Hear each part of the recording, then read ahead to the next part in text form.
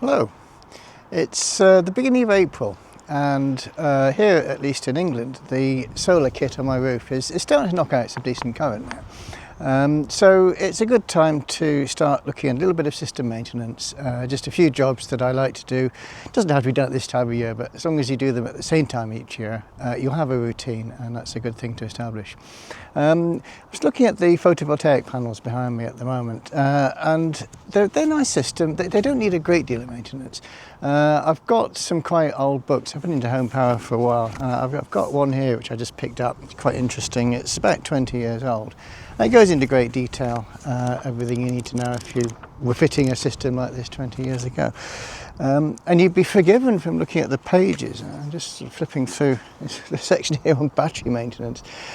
Scary. Just the lead acid batteries back there, big ones.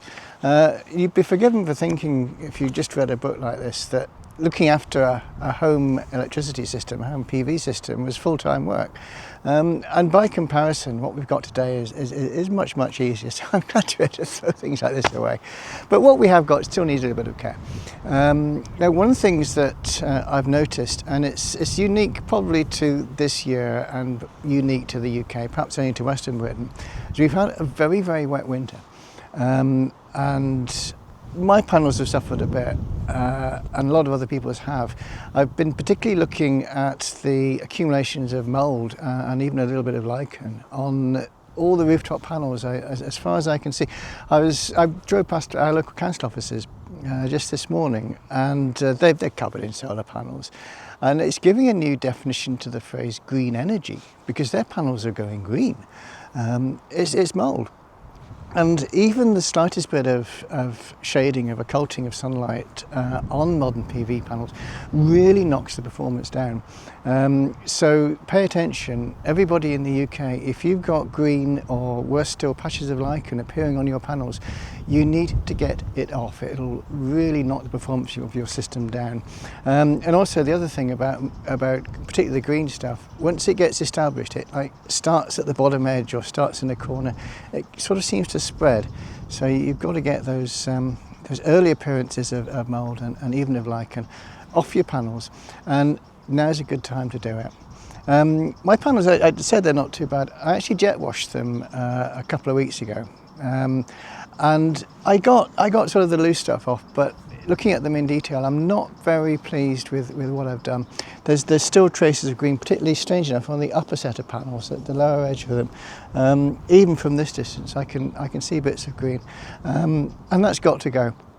So what I've done, I've popped to my local DIY store, and I bought a window washer's doodad, a washing pad, fitted it on the end of my 3.5 metre decorating pole, and I'm going to clean my panels off a ladder.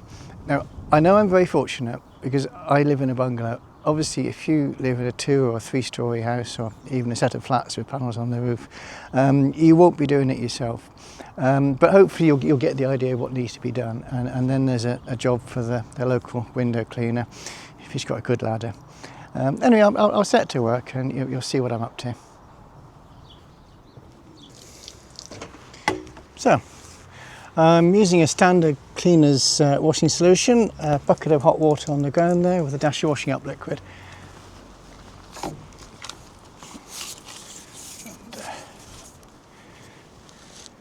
Just get to the top there with my pole, which is great.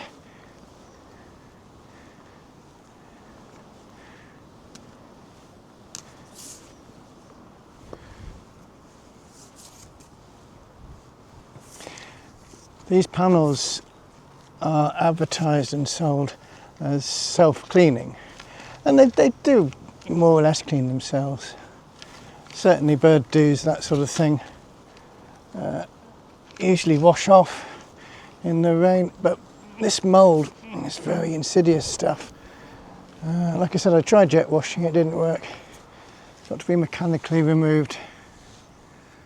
Once I've loosened it like that, there's more rain forecast, it might just wash them off, but I think I'll get up here in a minute with a hose and just squirt that one clean again.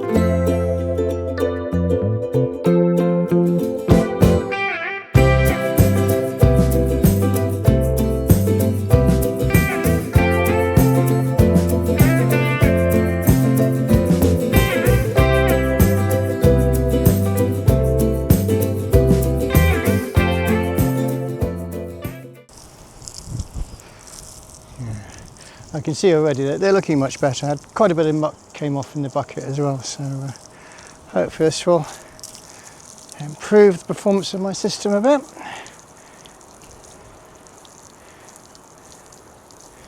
There's a couple of jobs inside to do as well. We'll get on with those in a minute. Okay, so I'm now inside in my attic, and we're going to have a look at the inverter, the brains and the heart of the system. The great thing about modern solid-state systems like this, they really need no maintenance as such. In fact, the manufacturers would greatly prefer it if you didn't ever attempt to fix them. But from the control panel here, I can control various things about the system. And one thing I like to do on a biannual basis is get in and set the minimum charge level of the batteries. The reason being that with lithium batteries, like I've got in this system, I've got two 5 kilowatt hour batteries. They don't like to be sitting all winter in a discharged state. In January and December, the batteries never get fully charged. In fact, if it's a run of cloudy weather, they spend most of their time being pretty flat. And for a lithium battery to be fully discharged for a long period of time, it doesn't do it much good at all. It greatly shortens the life of the battery. So what I like to do at the beginning of the winter, and I do the reverse procedure at the end of the winter, which is about now, is just go in and alter the minimum charge level. I'll just show you how I do it here. System mode. This is a timer setting, but the column I'm just interested in is the fourth one along, which has got the do have 20% on it, and that says basically don't ever let these batteries go less than 20% charged. That's a sort of a nice safe capacity for them just to sit for a couple of months, just bubbling around 20% or just above in case of a run of cloudy weather. But come the summertime, and well, the finer weather is starting now, I'll have enough juice coming out to fully charge the battery. So I want to make full use of the range of the battery's power, and I knock these down to, in the case of these, 12%. The manufacturers say you can go down as far as 5%, but that to me is a slightly low figure for batteries. It might shorten the life, but basically I just adjust these figures, each one down to 12. The reason why there's so many of them is complicated, but it's because you program the battery in cycles. But I'll just do that.